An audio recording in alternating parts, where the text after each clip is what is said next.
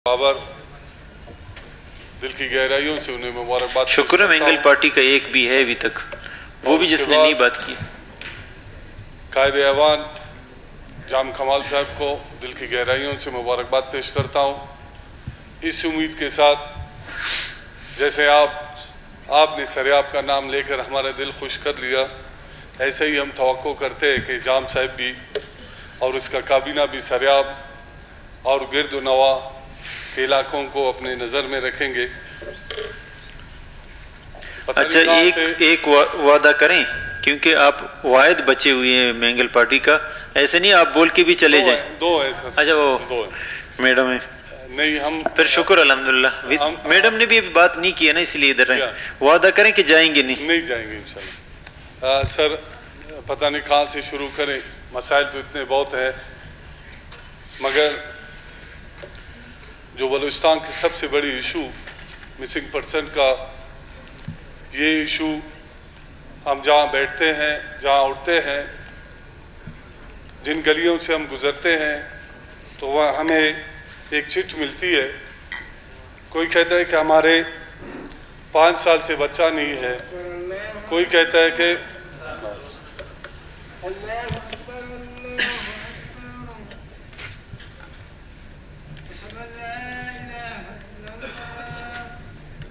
तक पहुंचा है।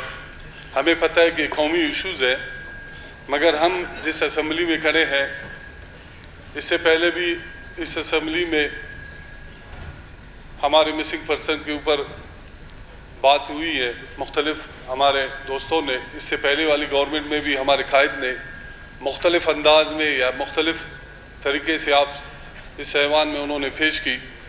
तो मैं आज आपकी तवस्सुत से कायद ऐवान के थ्रू मैं उन माओ बहनों को या उन बच्चे और को जो आप इस मनसब पर आप बैठे हैं, हम सब वोट लेकर आए, मगर वोट हमने रोड और नालियों के लिए नहीं, बल्कि अपने उन नौजवानों के लिए ली है कि हम उनको या उनकी उन आवाज़ को उन ऐवानों तक पहुँचाएँगे।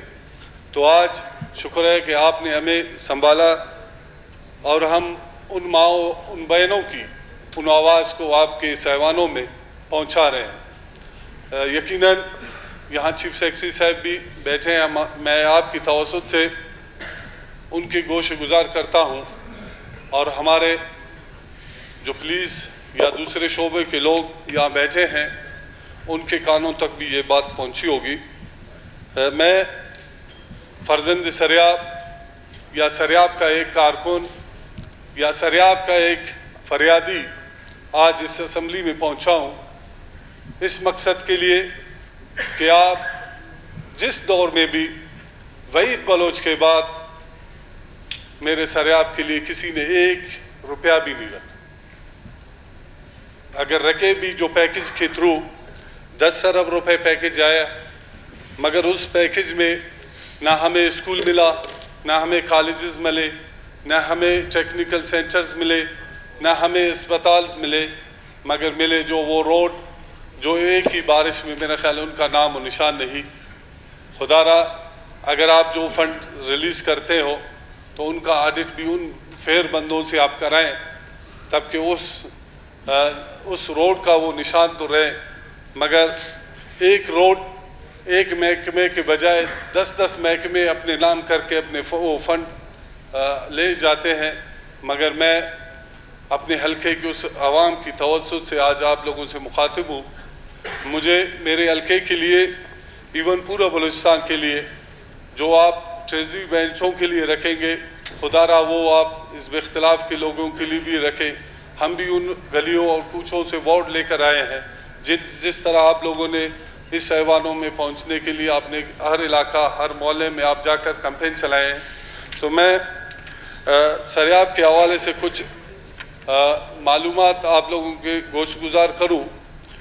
सरियाब वो इलाका है जो बलूचिस्तान की सियासी तहरीक में उसका एक बड़ा नाम, उसने बहुत से बड़े सबूत पैदा किए हैं, जो अहमद वसलेडी जैसे हमारे सबूत, या उस जैसे हमारे बहुत से डॉक्टर्स, इंजीनियर्स, इवन कि बलूचिस्तान यूनिवर्सिटी भी हमारे इलाके में है, मगर बलूचिस्तान यूनिवर्सिटी को पहुंचने के लिए भी आपको एक दिल और गुर्दा की ज़रूरत होती है, क्योंकि वो इतने रश में आप वो बच्चे जो कॉलेज के यूनिवर्सिटी के टाइम नहीं पहुंचते, खुदारा जैसे मलिक नसीर साहब ने कहा कि हमने अपने DIG ट्रैफिक से बात की तो उन्होंने कहा कि हमारे साथ हमारे नफरी नहीं है, तो नफरी आपकी इस तवज्जो से हम आला हुकूमत से कहते हैं कि आप ट्रैफिक पुलिस को ऐसा ट्रेन करें। अगर वो किसी चौक पर खड़े हैं तो 4 खड़े हैं मगर 2 काम कर रहे हैं, 2-3 वो गपशप लगा रहे हैं, तो उनको भी थोड़ा सा ट्रेन करने की ज़रूरत है।